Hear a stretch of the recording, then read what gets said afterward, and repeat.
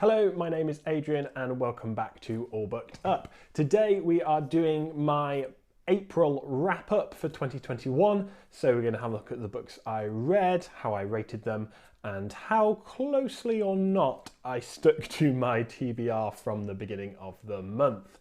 So let's jump straight into it. So we're going to go in chronological order for the most part. That might change a little bit towards the end when we get into some series. So for the stats this month, I have read and finished 9 books, which is a pretty good total for me. They're definitely a bit longer than some of the books I read in March. It totals to about 4,500 pages, which again is a good reading month for me. Normally anything over 3,000 I think is going pretty well. So I had 1 3.5-star read, 3 4-star reads, 1 4.5, and then 4 5-star reads this month. So definitely a positive reading month for me.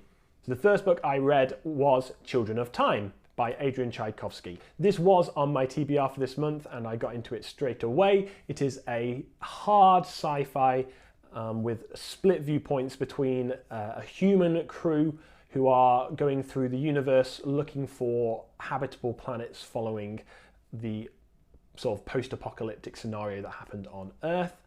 The other 50%, the other point of view, is through the eyes of a race of sentient spiders. Now, to many people, I know that sounds horrific and not something you're going to want to read. If you don't have massive arachnophobia, I would say really give this book a read. I've got a dedicated review in the doobly-doo, so have a look at that if you want to know more. But I will say that I think Tchaikovsky does an incredibly good job at managing his themes. There are so many different themes about what it is to be human, what it is to be sentient. It even talks about matriarchy and patriarchy and sort of gender differences. I think it's a very interesting read. It's very much thematic. It is not really a character study in any way. If you need vivid and exciting and interesting characters, this might not be a read for you. It is very much more in the vein of classic hard science fiction. The next book I read this month was an ARC, so this book is not yet out. It will be very soon. It is The Shadow of the Gods by John Gwynne. Again, there is a view for this down below. Have a look at that if you've not seen it, but I cannot express to you how much I love this book. This is a new series for John Gwynne in a new world, so his previous 7 books were all set in the Banished Lands. This here is set in the Battle Plane, or Vigrid, I think is how you say it. And it is a Norse-inspired Ragnarok tale, essentially. So we're following on after the War of the Gods, and most of the gods have died. I think all the gods have died, in fact. You see their bones scattered around the world. It is a very interesting setting. I think much more interesting in a world-building sense than the Banished Lands was, to be perfectly honest, although I love the books in that setting as well. The real strength here, though, is the character work from John Gwynne. So we follow the perspectives of 3 different people.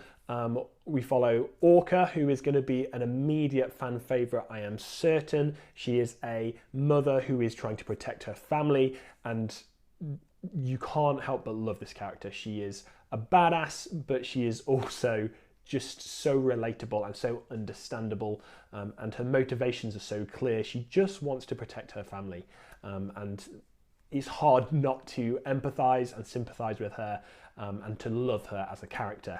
Our second character we follow is a man called Varg, who is a thrall, or was a slave. He is on a mission to find out what happened to his sister and to enact revenge, and again, he is definitely going to be a fan favourite straight from the off. He is super interesting. There's a lot of backstory there that we're getting parceled out slowly. All in all, brilliant character work. Our third character is called Elvar. She takes a little bit more time to get used to and to understand her motivations. She's definitely a little bit more of a slow burn. But the way John Gwynne writes this, his prose and the way he interweaves their stories is brilliant. I cannot recommend this book enough. Even if you've never read any John Gwynne, that is fine. This is a great place to jump in and see him at his best. I think it is wonderful. Another 5-star read for me, no doubt. Continuing on, following my TBR from the beginning of the month as well, I started reading Morning Star by Pierce Brown. This is book 3 in the Red Rising saga. I liked this book a lot more than I liked the previous 2. I think there is a definite step up in storytelling here. I think that the prose is better. I feel like I understand the characters more. It had a nice, clear progression and arc going through it, and I think that was really good. Unfortunately for me, the ending soured me on this book a little bit. It was looking to be on a 4.5 star, maybe even a 5-star book. The ending just did not work for me. I didn't like the way it was executed, and unfortunately, it's just knocked it down to a 4-star read for me. It's still the best of the 3 for me, in my opinion, but it could have been so much better. It had the potential to be so much better, and it didn't quite nail it, unfortunately. If you want to know more about this book or this series, I've got a Should I Read for this series down below, as well as by the time you see this, we'll have done the Morningstar live show over on the Library of Alexandria on Alan's channel, so there should be a link for that down below as well. Go have a look at that. I was on it with Michael Knipp, Alan, and with Klaus from The Contradictorian, so go and give that a look and get their opinions as well as mine if you have read the series up to this point. Next up, and the last book that actually is following my TBR for this month, is Reaper Man by Terry Pratchett. This is the second book in the Death sub-series in Discworld. I read this pretty quickly. I really enjoyed it. I enjoyed it a lot more than I enjoyed Mort. Mort for me was great. It was funny, it was interesting, but it kind of overstayed its welcome a little bit. I still liked it. It was great fun. It wasn't that long, but it just didn't quite grab me at the end as much as it had initially. Here in Reaper Man, I loved the beginning of this book. The first couple of pages I was in, it had cracked me up multiple times already. I thought it was hilarious, and I think it was done really, really well. Again, what I felt so far with this series is that actually I want more death. And I mean the character death. There is so much time spent with other characters who seem to be in for a book and then gone. And what Pratchett does with them is really good. They're really funny. They address serious issues in interesting ways. But I just wanted to spend more time with Death. Like, he's a character that everyone loves. He's a character that I've grown attached to and I really like. And I just wanted a bit more of him, basically. As it was really funny, really enjoyable, a good solid 4-star read for me. And at this point, this is where my TBR crumbled. You might be thinking, so far you've done pretty well. So what's that? That's 4 books, all on the TBR, all read, nice and early in the month. Good job. At this point, I had a real hankering to get into a series I've heard talked about a lot, and that is The Greatcoats by Sebastian de Castell. So on Alan's Discord, I went into the de Castell channel and asked somebody to give me permission to completely destroy my TBR, which Kate over at the Almost Book Doctor did. She said, go do it, it's fine. And as such, I proceeded to read all 4 books of The Greatcoats within the next 2 or 3 weeks. So yeah, that absolutely obliterated my TBR, but it has led to me reading one of my favourite series of all time. I massively enjoyed this series. I think Traitor's Blade, the first book, was good. It was interesting, but it wasn't a favourite initially. It was a solid 4-star read for me. I think it was good fun. The following books were so much better. So Night's Shadow Book 2 was a 4.5-star read for me. It improved basically in every single area over Traitor's Blade. I really, really enjoyed it. I thought it was very good. And then for me, the last 2 books of this series are brilliant. They are like peak swashbuckling writing. I love that they are dark and grim at times, but then the contrast for when the heroism and the decisions and the heroic speeches come from our heroes, the contrast is what makes it amazing. And I think Sebastian de Castell absolutely nails these final 2 books in the series. They were both 5-star reads for me. I cannot tell you how much you should read this series. If you want to know more, I've got reviews for the first 2 already on the channel. The reviews for the last 2 will be coming as well. So yeah, absolutely get into that. As a quick elevator pitch for you, it's kind of the Three Musketeers, but fantasy. We are following Falcio, Kest, and Brasti. Their friendship between the three of these characters is one of the best friendships I've read in fantasy. I absolutely adore it. I think it's wonderful. It only gets better through the series. And the character arcs that each of them individually has is brilliant. They're never just lumped as a group. They never evolve as a group. They each have their own individual motivations and things that are happening. And I think the series is really, really good. Give it a go. I would highly recommend it. If you don't mind Traitor's Blade, if it's okay or better, read on. If you get to the end of Night's Shadow and you're not a fan, okay, it might not be for you and that's fine. I don't think this series is for everyone. De Castell likes using some tropes, particularly Here Comes the Cavalry.